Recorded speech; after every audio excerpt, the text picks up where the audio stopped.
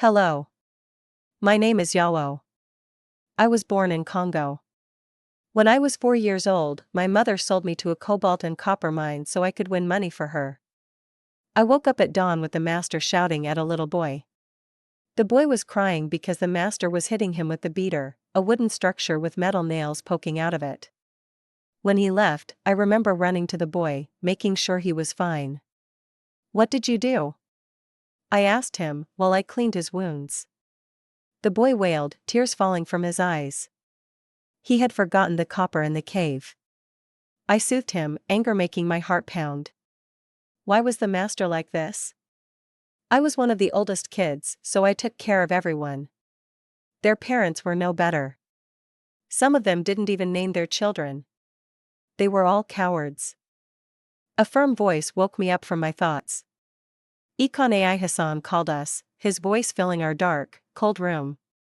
We hurried to the clearing, scared of what would happen. The master said a new girl would be joining us, faking a smile and pointing toward a small girl, who was probably 7. He said her name was Camilla. Turning to me with his fish-like face, he asked me if I could show her how to work. Then, he left, snarling at a distracted girl. When I got closer to Camilla, I noticed we looked very alike. Her brown eyes were as dark as an oak tree. Her body, thin and frail. The only difference was that my brown hair was short and hers was long. Right.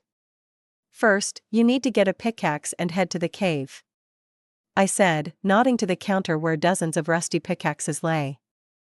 Good. Now, I said, as we went into the cave. We go to a free hole. Do you know how to mine? I asked. When Camilla nodded, I continued. Then just get a torch and start mining. If you need anything, just call me. I added warmly. I remember she murmured sure, clearly scared of contradicting the master. Don't worry, he will never find out. As lunchtime came, I sat on an empty table eating what they called food. My friend, Kofi, soon joined me. Kofi was thin, but still had muscles. He was 10 years old, just some months younger than me. His black hair laid untidily in his dirty face. Kofi told me a boy had been killed by the master. My heart sank. I never knew that the master would do such a thing. I looked at Camilla, who was now laughing with some kids her age. Suddenly, I decided. We needed to get out of there. We will escape. Tonight. At about 6 p.m., a boy was complaining about his blisters and cuts, not loudly enough to catch the master's attention. Shush, the master will hear you, I warned him. Our shift was almost over. Soon, me, Kofi and Camilla would be far away, talking to good people, saving our friends. At least, that was what I thought. Later that night, when the master was sleeping, I woke up Camilla. Come on, Camilla, wake up. I whispered, exasperated. Camilla asked me what was happening, half awake. We will get out of here now, she exclaimed, now wide awake. Okay. Come, Camilla. I whispered, scared of waking someone. Kofi was waiting for us at the clearing. When we finally got there, Kofi told us to hurry up. Fine. We're ready, I said excitedly. I was finally escaping. We got the dirty pickaxes from the counter and entered the cave. It was much scarier at night. The torches were all out, making it impossible to see anything. Okay. We should start now. Our plan was mining upwards until we saw light.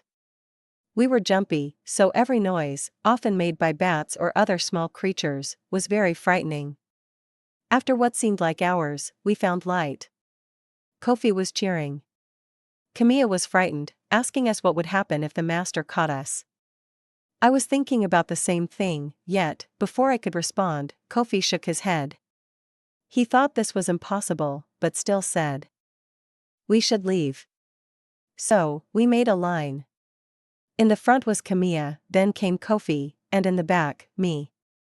Kofi was talking as though they were already free, but I could see a flicker of fear in his eyes. Just as Camilla was about to leave, a loud, angry voice appeared. Ikonai Hassan was here. I knew there was no way out of this. So, gathering all of my courage, I let go of the rock wall and fell right on top of Ikon Ai Hassan.